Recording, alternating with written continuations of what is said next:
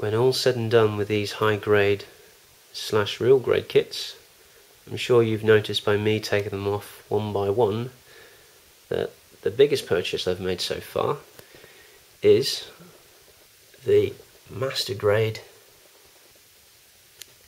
XS Gundam. Now, this kit I've been wanting for a long time, and I've never really had the opportunity to buy this, because if you try and order this online, the shipping cost is probably going to be more than the actual cost of the Gundam itself, so you know, I'm not stupid enough to do that. And back when I used to live here in Hong Kong, I don't think I was as big as a fan of Gundam kits, gunpla, as I am now. And yeah, so I decided to pick that up this time round. It's probably one of the biggest normal master grades that you can get, and it certainly weighs like it's the biggest master grade kit you can get.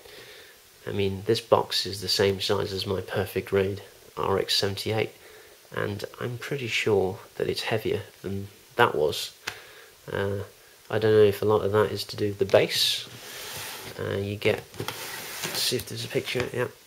Now this guy will not stand by himself, so just be aware of that. But what they do give you is this giant base that I don't see why they don't do it on perfect grades, to be honest.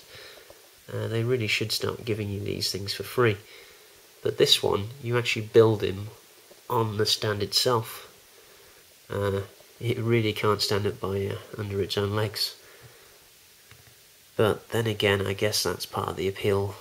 You know, he's kind of ridiculously big and impractically proportioned. But you know, that's probably the main pose that I'm going to have him in, sort of with his beam smart gun, I think it is, smart beam gun, sort of just across his waist like that. And I'm definitely not going to be doing that. I mean, I don't see the point of buying a massive Gundam like this, building it, painting it, and then displaying him in this you know, ridiculous G-Fortress mode. That said, I do like the fact that they give you this secondary core fighter, and the fact that the base can, well, have both of them, so that's pretty cool.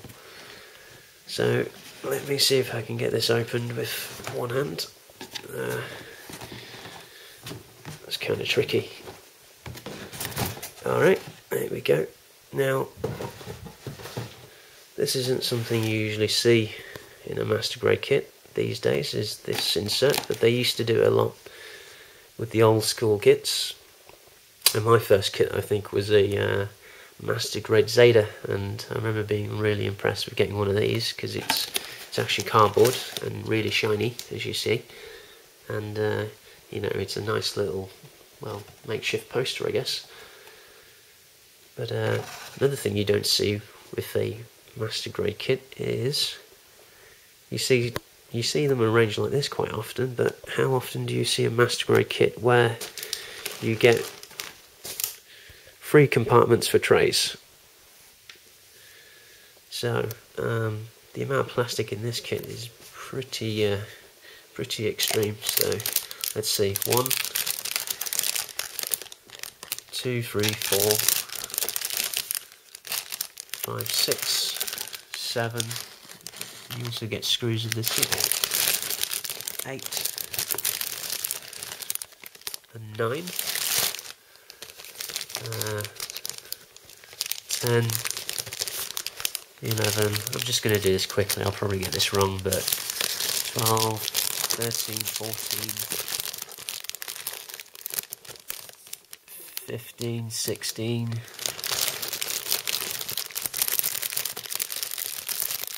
17, 18 is the base, 19, 20, 21, 22, 23, 24, 25, 26, 27,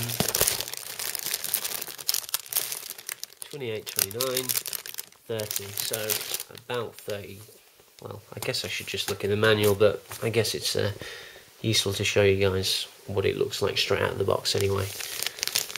But I'll probably get some proper decals for this big guy as well. Those look like either dry transfers.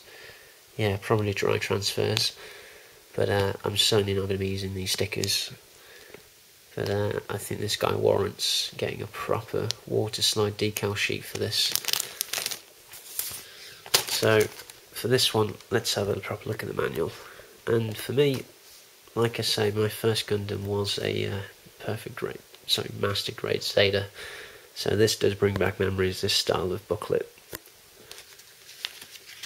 Okay, and what I also like is when they put a little bit more effort into these manuals with the master grades, and you get the whole spiel, none of which I understand, but I do like the line art.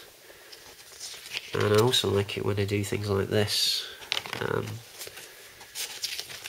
Where is it? Yeah, this kind of thing, where it's a bit of a sort of technical manual. Anyway, let's have a proper look at the parts.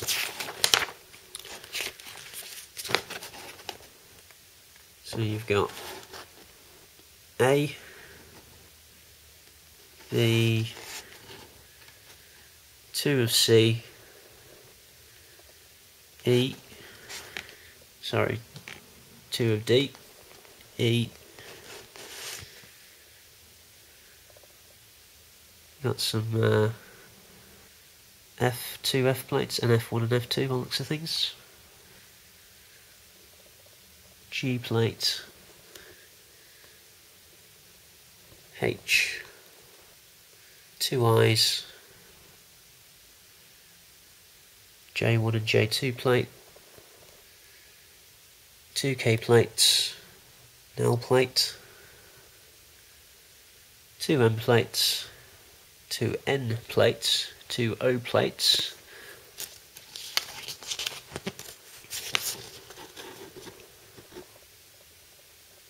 a P plate, a Q plate, 2 of those, the big base, S plate, polycaps, screws, beam sabers, and that's your lot. So we'll flick through the manual as well, just because I'm seriously impressed with when I see stuff like this. And I haven't built this yet, but I can tell this is easily going to be the most complicated master grade that I've ever done. And to a certain extent, because this is transformable, it's probably a little bit more complicated than some perfect grades I've built. But there's the G-Fortress mode. There's the pose that I'm probably going to be doing, or leaving this guy displayed in. And there's one of the things I like about this kit, is how stupidly large it is. The proportions are just ridiculously big, and you know, I think as a centerpiece that's going to work out pretty well. And I also like that. That's one of the coolest Gundam heads I've seen. Kind of a bit like even Jellion or even Gellion. So there it is again. Looks a little naked without the smart gun, so yeah. Alright, carrying on. Lots and lots of pages. There you go, they kind of just show you to build them straight on the stand.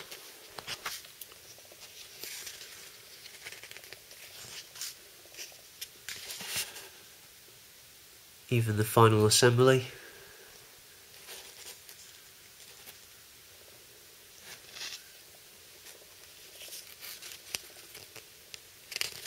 And I'm pretty sure these last few pages, yeah, going to be for the transformation.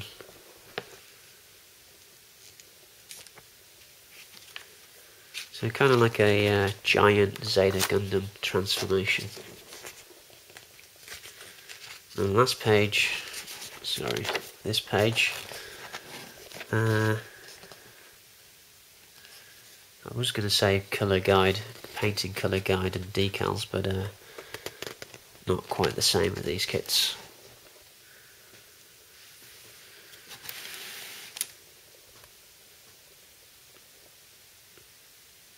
So there you go, that's everything I've bought so far, and that's probably about a day's worth of shopping, so I'm not sure how many more I'm going to bring, I'm going to buy, because quite honestly I'm not sure how many I'm going to be able to sort of build, but keep a lookout. I'll post some more videos as and when I buy more.